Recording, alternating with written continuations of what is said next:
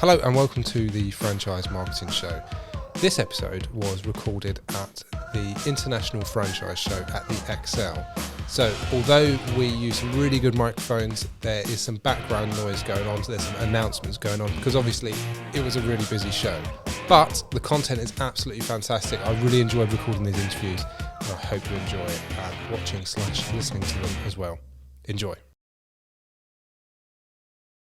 So, welcome to the Franchise Marketing Show. We're at the International Franchise Show and I'm joined by Rachel Brooks from Swimtime. Hello. Hello, welcome to the show. Thank you very much. How's the show going so far? It's good. It's really busy. Had lots of people stopping by, saying hello. I think we've got a couple of leads that look like they might be quite serious. Lots of people taking information, scanning the QR code. Yeah.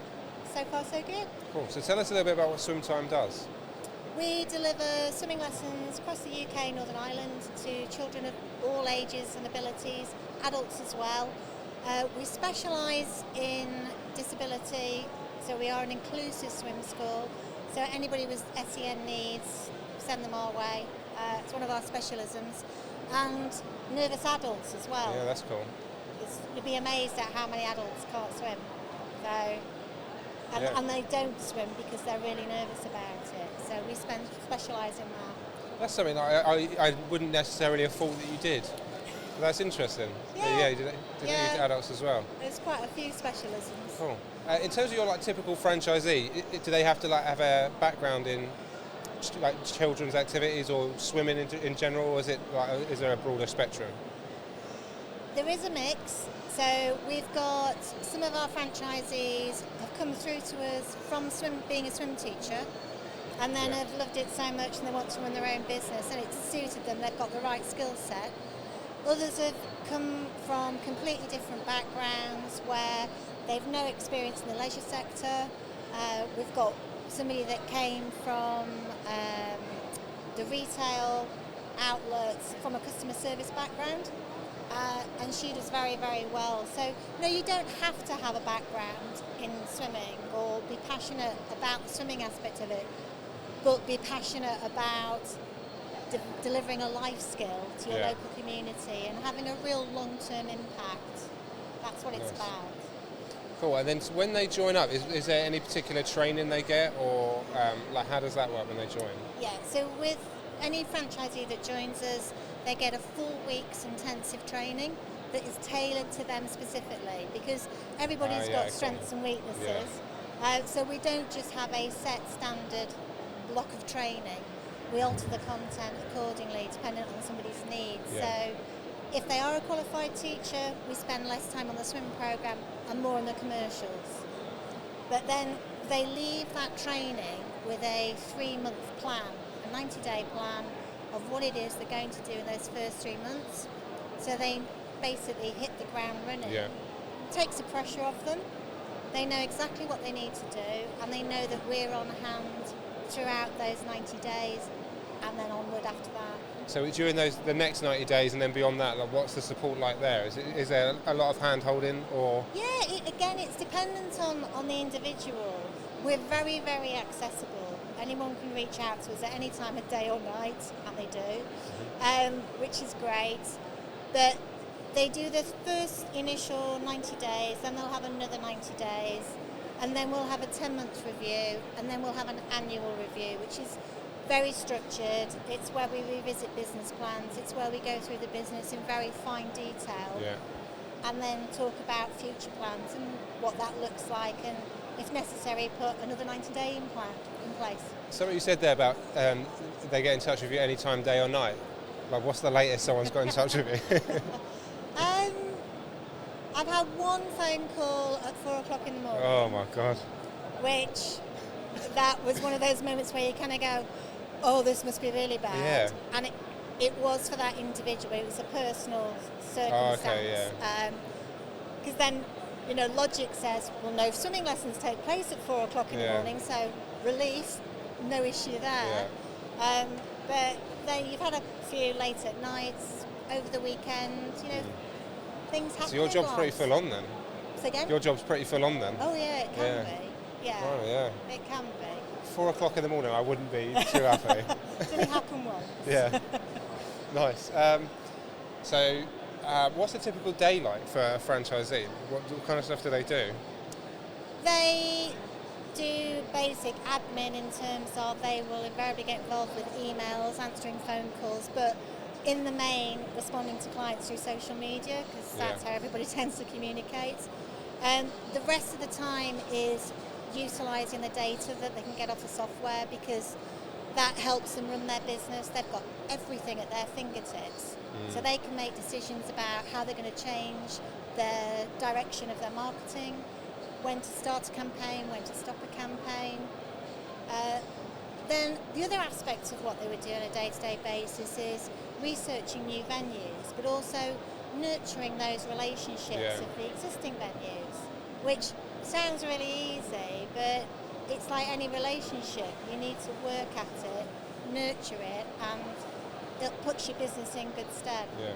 How do they go about finding new venues? Is that quite an easy thing to do, or is it? It's not. You've got chains of hotels which are quite easy to identify. The more independent pools are quite difficult to find, and a lot of it is Google and then local knowledge, which is why it's important a franchisee really embeds himself in a local community. And you'll be amazed as well at how many clients will say, oh, did you know there was a pool in such and such a house? Or because they're keen for you to expand your business and keen to get lessons near them where they don't have to travel 20 minutes. So it works that way. There are many different routes. We secure national contracts on the network's behalf. So any national venues that fall within their territory, they get those as well. And any other national contract I can secure with whomever. How did you get involved in Swimtime as well? 'Cause I don't think I asked you that at the start. No, how did I get involved? So back in the day, 2008, I was a consultant. I ran my own consultancy. Met Barry and Linda, started doing a bit of work for them because they wanted to tighten up the processes really. So I just worked on and off for a few months with them. And then in 2015, they contacted me again and said, we want to get the business ready for sale. Can you come and give us a hand? So I started working on a regular basis with them. They sold the business in 2016 to Theo. Theo bought it, and I've been managing the business since. Yeah, nice. Cool. So what was your consultancy like when you did that? Did you work with all sorts of different businesses? Yeah, so potted history, long career in financial services, and then I set up a business doing something completely different, which was an art-related business. Unfortunately, lost that after 3 years, which was financially very painful. Then I started just doing consultancy work because people just said, oh, can you come and help me with X, Y or Z? And I got a reputation for sort of being able to go in, fix things, move on. And that's how I came across franchising. So one business that I was working with, they said, oh, we're thinking about franchising. And I was like, oh, okay. And I learned about franchising from that moment, went through the process, we wrote an ops manual, we wrote the training, I started training the initial franchisees, and that's how I fell into franchising. Nice. And then with swimming, was it always something that you enjoyed, or do you like love it now because you've been involved in Swimtime? No, I've always loved it. I'm really passionate about children getting involved in any physical activity because it's definitely served me well. It teaches you so much about yourself, but it's a great outlet. Any physical activity is a great outlet.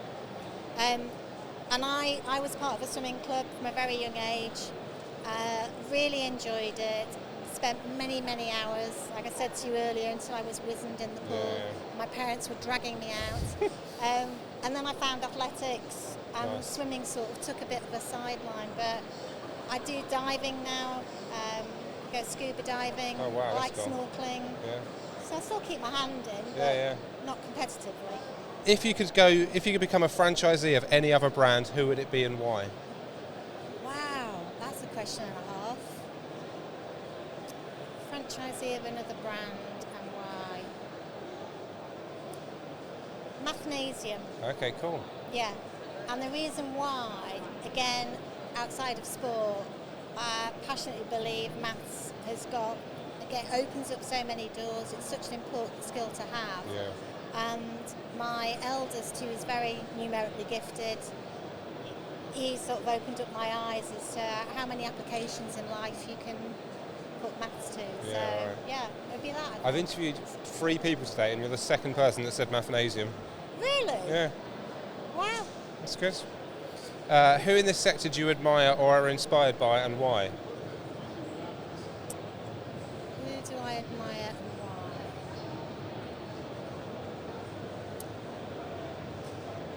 Gosh, there are actually quite a few.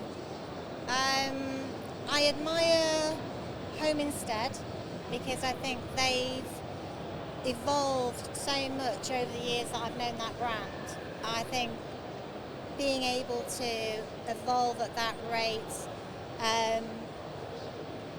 is a tough call when you're that size of an organisation. Other brands that I admire, Creation Station, Yeah. ever evolving, ever changing. Sarah works so hard with that brand. Yeah, I think those are the sort of 2 standouts. Yeah, nice. What do you enjoy most about being part of the franchise community? People. I love people. Yeah. I get my energy from being around people. I like helping. I'm a natural solver of problems. Quite good at it. I enjoy it. I get results. So, yeah, that's what I enjoy about franchising. But it's all about the people. I love my network of franchisees, genuinely. Lovely. And finally, what one thing could we do as a sector to improve the awareness of franchising? Just talk more about franchising. I think there's so much movement now. There are lots of different groups, and there are lots of crossover of the individuals that are involved in different groups promoting franchising. Just keep doing it. It's like anything. You've just got to throw enough of the content out there and the message eventually starts to resonate. But I speak at my son's school to the sixth formers when they're doing business A level, and franchising is not on the curriculum, and it's crazy because it should be. It's a great route for people to grow their own business and start the business. I think it's about educating, but you're just going to make a lot of noise. Yeah, I said this to someone earlier because they said a similar answer to you on this question. But like when I was at school, it was like you go to uni or you get a job, and that was it. Yeah. And now it's kind of like you go to uni, get an apprenticeship or get a job. Yeah. So. And I think apprenticeships have got a lot of merit nowadays. Yeah. They really do, because you know, when you go to university, I mean, my son's going to come out with a big debt around his neck. Yeah. So you start your working career with that. You know, hopefully it'll put him in good stead with his degree, but apprenticeship can offer you just as much. Yeah. And you're earning from day one. When you said about putting you in debt, that just reminded me of my student loan. I was like, oh, I know, it's horrible, isn't it? It's one of those horrible things. Just don't think about it. Cool. Well, thank you so much for coming on the show. You're very welcome. Really appreciate it, and enjoy the rest of the show as well. Cheers, you too. Cheers.